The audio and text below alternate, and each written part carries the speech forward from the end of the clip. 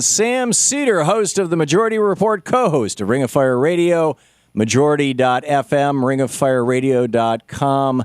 Sam Cedar, welcome back to our show, Sam. Thanks, Tom. Always a pleasure. Now, I understand that you have an announcement. Here's the appropriate.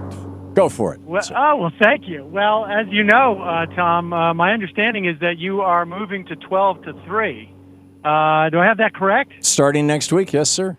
And, well, it's going to leave about a 3-hour hole in the Progressive Talk lineup. So we are expanding Ring of Fire to a daily show. We're going to continue to do the weekend show.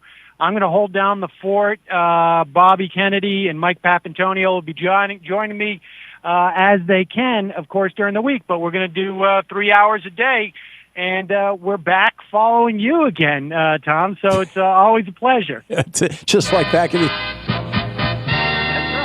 That's right. Seems like old times. Yeah, Seems like old times. Yeah, it's like back when we were on Air America and you followed me. Actually, back then you followed me by 3 hours. Now you'll be following me by 3 minutes. Actually, you know what? I think back in those days, I was your lead-in because I was doing 9 to noon when you came on 12 to 3, I think, back in that slot. Yeah, so, you're right. Yeah. We moved around a lot in those days, so it's hard to keep track. Yeah, I don't think it was a good thing for the format, frankly. But anyway, here we are. I would agree, indeed, and here we are. So I'm very excited. I'm taking a couple of days off of my podcast. It's in the hands of my producers for the next couple of days. Just gearing up, getting ready to go back on, live every day, 3 to 6. That's great. That is absolutely great, Sam. It couldn't happen to a better person, and you are a consummate professional. You have been in this industry for years and years. You've stuck with even after Air America went away, you stuck with your Majority Report show as a podcast and kept it going and kept it solid and stable. And you're the guy, man. You're the rock. I'm so glad that you're doing this. I'm so glad that you're doing this.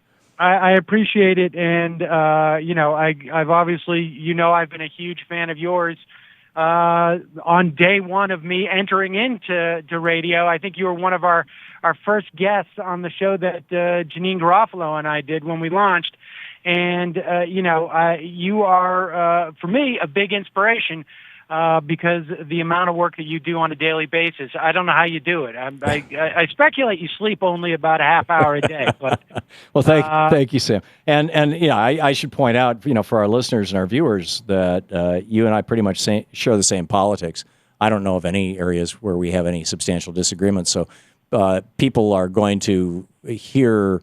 They're going to get their daily dose of good progressive politics. They're going to learn how to win the water cooler wars and how to talk back to crazies and get the talking points that they need and the affirmation of what actually is real in this world, just from a different guy in a slightly different way.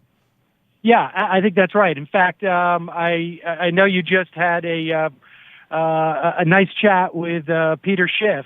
Yeah. And over the years, I've been on his program. His brother has called into my program. I have spent a lot of time, particularly talking to libertarians as of late, because I think there's a lot of young people who are attracted to that.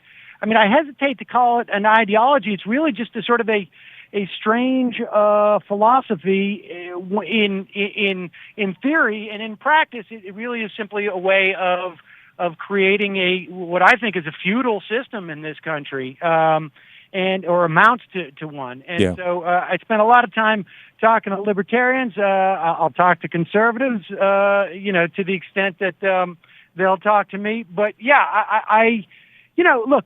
The bottom line, and I think you brought this up in your conversation with Peter Schiff, is that there are a lot of stories that the corporate media just simply will not touch, and they won't touch it because they've got either a parent company that has some type of vested interest in the story not being reported upon or being reported upon in a certain way, or they have just a direct interest, like you mentioned, campaign finance.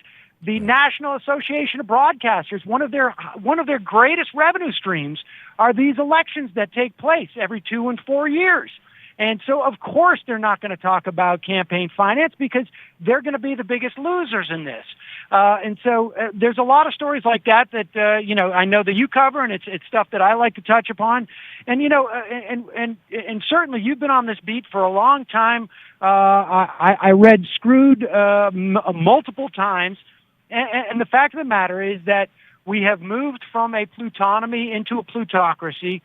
There's plenty of academic studies upon it, but I think people realize it in their gut. And so we've got a big fight that's not just ideological per se, but is, let's face it, it's a class war. And it's being waged whether or not we want to engage in it. And so I'm someone who wants to engage in it. Yeah, and good on you for that. And as Warren Buffett said, yes, there is a class war, and my class is winning. His class, Warren Buffett's, the billionaires.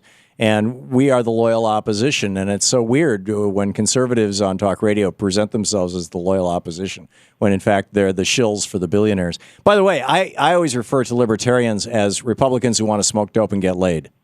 What do you think? That's right. Well, I think that's true, too. I mean, I think to a certain extent, I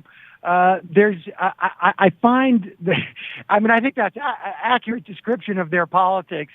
Yeah. But because economically they're Republicans, and they say that we should do away with drug laws and prostitution laws, right? So, hey, they're Republicans who want to smoke dope and get laid, period. Right. To a certain extent, I think that's right. I think they tend to be a little bit less conservative socially unless they're running for office. Yeah. Right? Well, maybe I should amend it and say they're Republicans who want to smoke dope, get laid, and they don't care if their gay brother gets married. Yes, unless they're running for office. Yes. I would add last caveat. Yeah, there you go. Sam Cedar, host of The Majority Report and Ring of Fire Radio, co-host of Ring of Fire Radio, going to be bringing Ring of Fire Radio to this day part starting next week. Sam, majority.fm, ringofireradio.com. Sam, so great to hear your voice. Thanks so much for being there for us, guys. Thanks for having me. Yeah, great talking with you, Sam. And we will talk again, no doubt. We'll be back.